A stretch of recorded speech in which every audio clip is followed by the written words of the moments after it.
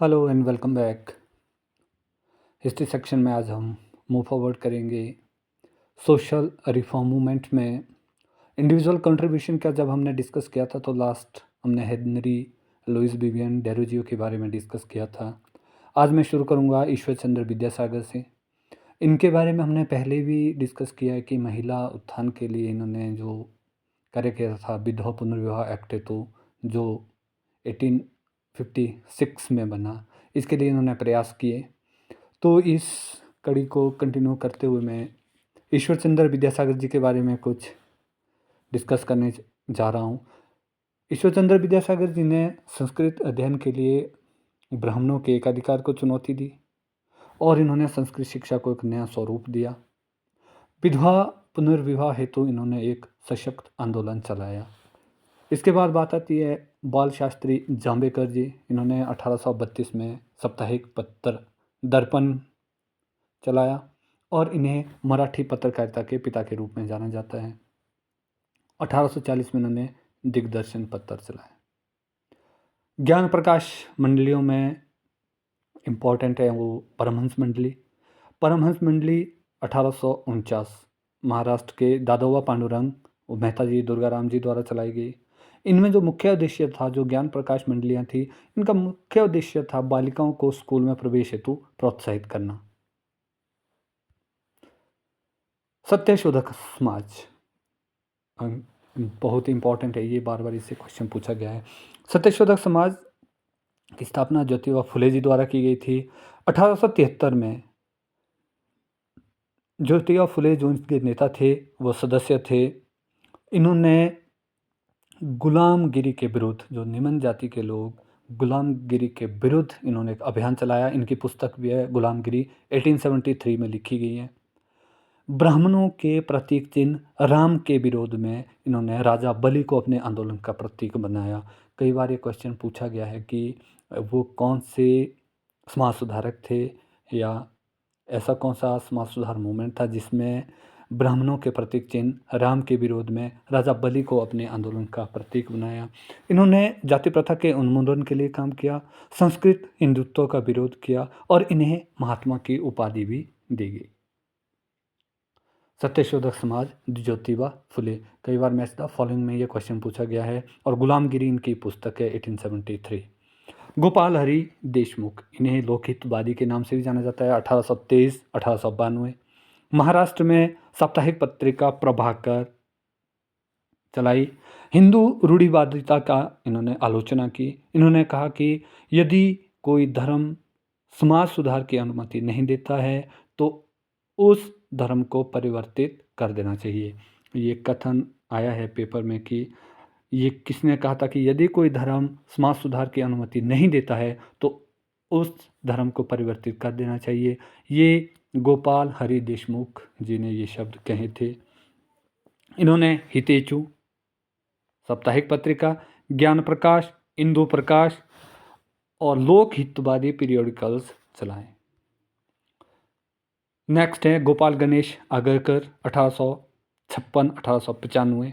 इन्होंने Deccan education society की स्थापना की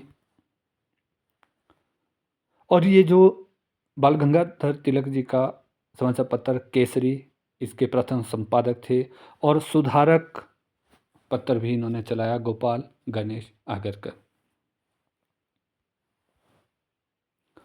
गोपाल कृष्ण गोखले जो गांधी जी के राजनीतिक गुरु थे, इन्होंने सर्वेंट्स ऑफ इंडिया सोसाइटी की स्थापना 1905 में की और 1911 में हितवाद पत्र चलाया। इसके बाद social service league Narayan Malhar Joshi ji ने बम्बई में चलाई और 1920 में Akhil Bharatiya trade union service की स्थापना की। रामकृष्ण आंदोलन एवं स्वामी विवेकानंद। आज स्वामी विवेकानंद जी की जन्म तिथि भी है 12 जनवरी। इनके जन्म दिवस पर ही राष्ट्रीय युवा दिवस मनाया जाता है। इम्पॉर्टेंट है ये। रामकृष्ण परमहंस के इन्होंने परमहंस मठ की स्थापना की। ये रामकृष्ण परमहंस जी के शिष्य और इन्होंने रामकृष्ण परमहंस मठ की स्थापना की थी। इसकी स्थापना 1897 में की गई। सर्वधर्म समभाव और हिंदू धर्म में मुझे मत छुओ व हिंदू मुस्लिम एकता पर इन्होंने बल दिया। हिंदू धार्मिक संगठन, मूर्ति पूजा का समर्थन, ये इम्पोर्टेंट पॉइंट है। स्वामी विवेकानंद जी द्वारा मूर्ति पूजा का समर्थन किया गया। इन्होंने कहा कि उपासना का एकमात्र उत्तम तरीका मूर्ति पूजा है और 1893 में इन्होंने शिकागो में विश्व धर्म सम्मेलन में भाग लिया। ये एक थोड़ा सा इम्पोर्टेंट पॉइंट है यहाँ पर मूर्ति पूजा का जो समर्थन की बात की जाए। बाकी जितने कर भी समाज सुधार आंदोलन हुए इसमें मूर्ति पूजा का खंडन किया गया, लेकिन स्वामी विवेकानंद जी ने मूर्ति पूजा का समर्थन किया। स्वामी दयानंद सरस्वती जी और आर्य समाज की स्थापना उन्होंने 1875 में की थी। यह एक सुधारवादी आंदोलन था। प्राचीन वैदिक धर्म की शुद्ध रूप से स्थापना करना। इन्होंने वेदों की ओर लौटो का नारा दिया था। इनका बचपन का नाम मूलशंकर था। इनके द्वारा लिखी गई पुस्तक सत्यार्थ प्रकाश। इन्होंने जाति रहित एवं वर्ग रहित समाज की स्थापना के लिए जोर दिया। इनके गुरु स्वामी बिरजानंद जी थे। हिंदू प्रजाति को इन्होंने बच्चों का बच्चा कहा है। हिंदू धर्म की रक्षा को शुद्धि आंदोलन चलाया और इन्होंने आर्य समाज के 10 सिद्धांतों पर प्रकाश डाला। जो आर्य समाजी थे हंसराज जी, पंडित गुरुदत्त, लाला लाजपत राय और स्वामी श्रद्धानंद जी। 1893 में इनके ये 2 समूहों में परिवर्तित हो गए। जो मांसाहारी वर्ग थे वो कल्चरल पार्टी कहलाए और जो शाकाहारी थे वो महात्मा। इसके बाद सेवा सदन, ये पारसी बहराम जी मालावरी ने 1908 में इसकी स्थापना की थी। देव सदन 1887 में शिव नारायण अग्निहोत्री जी ने स्थापना की। धर्म सभा ये हमने ऑलरेडी पहले भी डिस्कस कर दिया है। ये एक रूढ़िवादी संगठन था। राधाकांत देव जी ने इसकी स्थापना 1830 में की थी। राजा राममोहन रॉय जी द्वारा चलाए गए 1828 के आंदोलन के विरुद्ध, जो इन्होंने ब्रह्म समाज की स्थापना की थी, इनके विरुद्ध राधाकांत देव जी ने धर्म महामंडल की स्थापना की थी, धर्म सभा की स्थापना की थी। इसमें मिश्रित रूढ़िवादी हिंदुओं का संगठन था। ये 1895 सनातन धर्म सभा मदन मोहन मालवीय जी ने गठित की थी।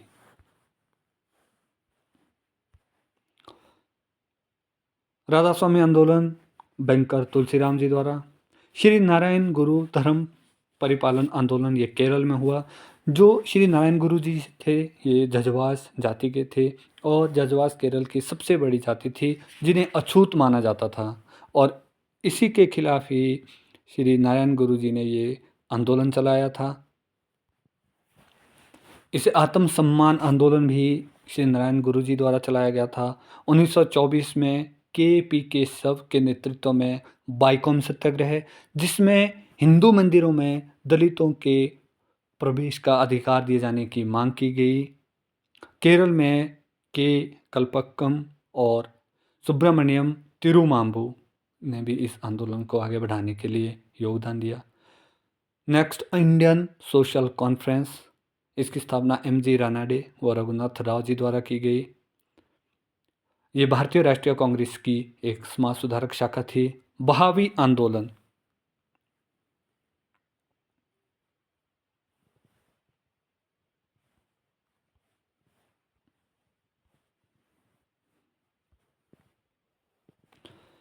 बहावी आंदोलन मुसलमानों के पाश्चात्य प्रभावों के विरुद्ध ये आंदोलन चलाया गया। यह एक पुनर्जागरणवादी आंदोलन था। शाह वली उल्लाह और सर सैयद अहमद बरेलवी ने इस आंदोलन को चलाने के लिए महत्वपूर्ण योगदान दिया। टीटू मीर आंदोलन ये बरेलवी जी के शिष्य थे और मीर निथार अली द्वारा ये चलाया गया। फराजी आंदोलन हाजी शरीयतुल्लाह 1818 में शुरू किया गया। इस्लाम धर्म की सच्चाई पर इसमें बल दिया गया। अहमदिया आंदोलन ये मुस्लिम समाज का एक धर्म सुधार हेतु आंदोलन था। 1889 में मिर्ज़ा गुलाम अहमद जी द्वारा चलाया गया। अलीगढ़ आंदोलन इम्पॉर्टेंट है, ये मैच द फॉलोइंग में कई बार पूछा गया है। अलीगढ़ आंदोलन सर सैयद अहमद खान जी द्वारा चलाया गया। ये आंदोलन मुस्लिम समाज में सुधार हेतु चलाया गया। 1875 में Aligarh Anglo Mohammedan oriental college की स्थापना की गई। तहजीब अल अखलाक पत्र निकाला गया। देवबंद स्कूल मुस्लिम धर्म के जो रूढ़िवादी उलेमा थे इनके द्वारा ये आरंभ किया गया।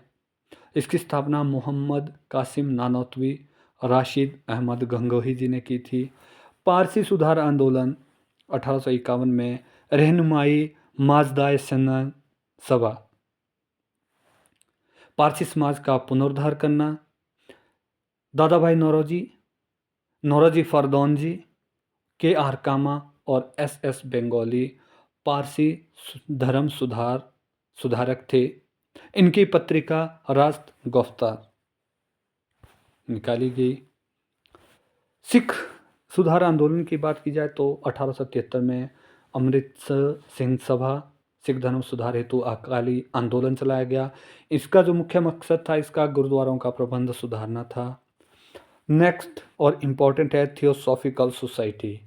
ये मैडम ब्लॉटवस्की और कर्नल अलकॉट जी द्वारा स्थापित की गई थी। 1875 में अमेरिका में इसकी स्थापना की गई